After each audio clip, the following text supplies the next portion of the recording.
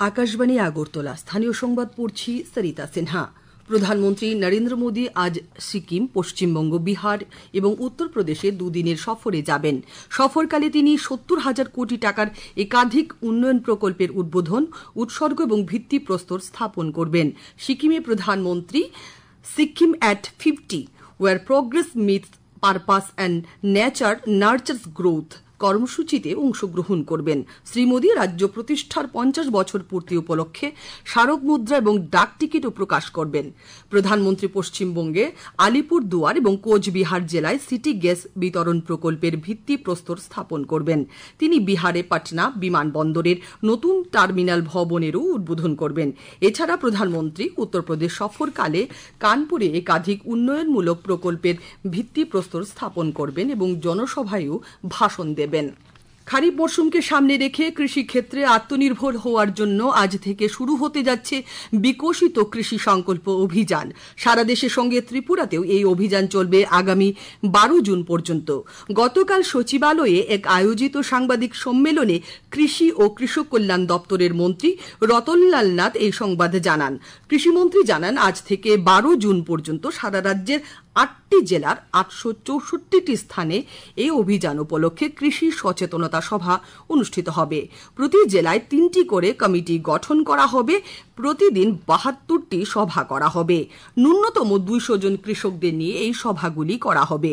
এই অভিযানে মোট ২৪টি কৃষি রথকে রাজ্যব্যাপী কাজে লাগানো হবে।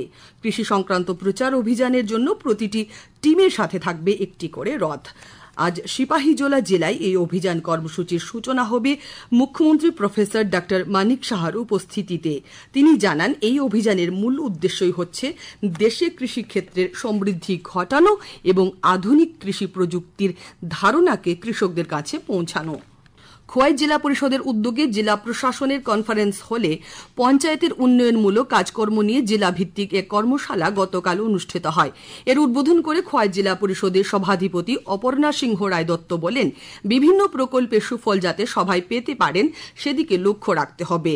তিনি উন্নয়নমূলক কাজে সাহায্যের হাত বাড়িয়ে দেওয়ার জন্য সবার প্রতি আহ্বান জানান। কর্মশালায় রিসোর্স পার্সন কুন্তল চক্রবর্তী এবং অমৃত দাস উন্নত পঞ্চায়েত গড়ে তোলার বিভিন্ন বিষয়ের উপর বক্তব্য রাখেন।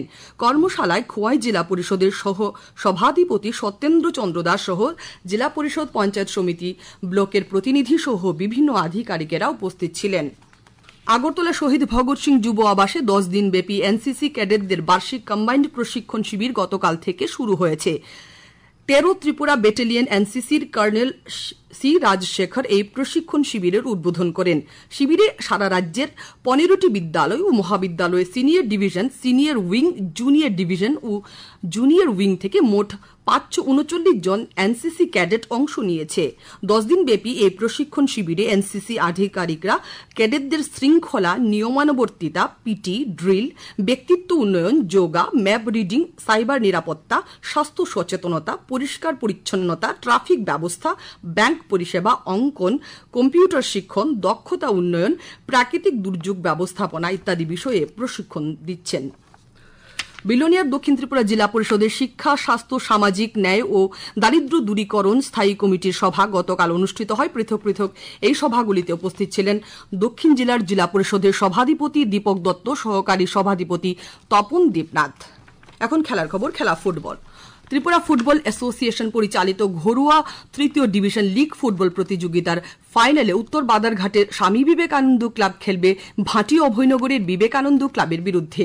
আগামী 3 জুন নির্ণায়ক ম্যাচটি হবে। এখন আবহাওয়া দপ্তরের পক্ষ থেকে রাজ্যের সব জেলায় ভারী থেকে অতি ভারী বৃষ্টিপাত এবং বজ্রবিদ্যুৎ সহ ঘণ্টায় 40 থেকে 60 কিলোমিটার বেগে ঝোড়ো হাওয়া বয়ে যাওয়ার সতর্কতা জারি করা হয়েছে। আজ দিনে সর্বোচ্চ তাপমাত্রা থাকবে 29 ডিগ্রি সেলসিয়াস। ভোরে সর্বনিম্ন তাপমাত্রা 23 ডিগ্রি সেলসিয়াসের কাছাকাছি ছিল। সকাল 5:30 পর্যন্ত বৃষ্টিপাতের পরিমাণ 7.8 মিলিমিটার। এখনকার মতো স্থানীয় সংবাদ এখানে শেষ হলো। পরবর্তী বাংলা স্থানীয় সংবাদ প্রচারিত হবে আজ সন্ধ্যায় 7:55।